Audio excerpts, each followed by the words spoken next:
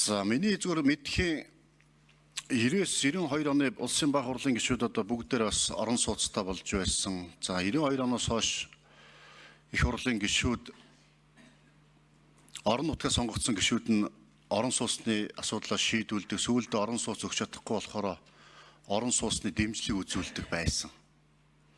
Энийг бас нэг нягтлаад харчин зүв байх гэж бодож байгаа. Улсын их хурлын гишүүдийг гишүүнээсээ одоо буусныхын дараа цалингийн одоо тэтгэмж өгдөг асуудал энэ 24-нд 12 сар өгдөг болцсон юм уу? 24 оноос. Урд нь бол 6 сараас өгдөг байсан юм шиг байна тийм үү?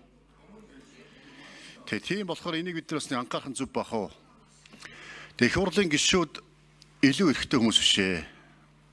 Илүү ачаа өрөх ёстой, илүү хариуцлага хүлээх ёстой.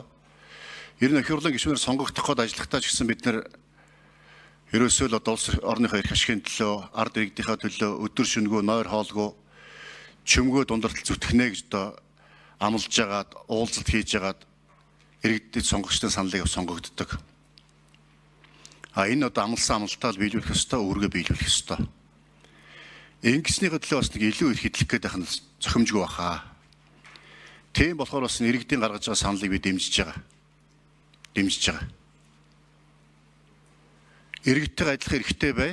Өөрсдөө их хурлын гишүүн болох гэж тийм хүчээр тулгаж байж хүчээр гишүүн болгоогүй. Өөрсдөө дурлаад өөрсдөө чөмгөө дундартал зүтгэнэ гэж гишүүн болцоход би илүү их хэдэлмээр байна. Илүү хангамж эдэлмээр байна гэдэг бол зохимжгүй. Бидэнд их хурлын гишүүдэд тойрогтой ажиллах, иргэн сонгогчтой уулзах, хууль тогтоолын төсөл санаачлах, хууль тогтоолын төсөлд одоо хэрэгжилтэнд хяналт тавих ийм тодорхой төсөөд байдаг. Энэ хүрээндээ л үйл ажиллагаа яваад байх нь зохимжтой баха.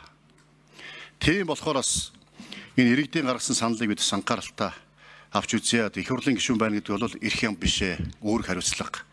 Энийгээ бид нар бас онцгой анхаарч ажилламаар байна. Энэ иргэдээсээ илүү эрх хэдлээд байгаа. Иргэдээсээ бас нуугаад байгаа. Энэ чинь л одоо бас хардлага төрүүлж байгаа. Төрд идэх ард иргэдийн бас итгэлийг алдагдуулж байгаа. Тийм болохоор л энэ дээр одоо хэдүүлээ нэгэнтээ үүрэг тангараг өргөсөн бол тангарагтаа үнэнч байцгаая, үүргээ биелүүлцгээе. Энэ тал дээр одоо бас энэ хууль тогтоолын төслөө хэрхэн сайжруулах юм. Үе үед л яваад л байсан л та. Цаашдаа бас орон сууцны хангамж дэмжлэг гэж асуудал байгаа мó байхгүй мó. Энэ дээр бас тодорхой нэмэлт хариулт өгөхгүй юу.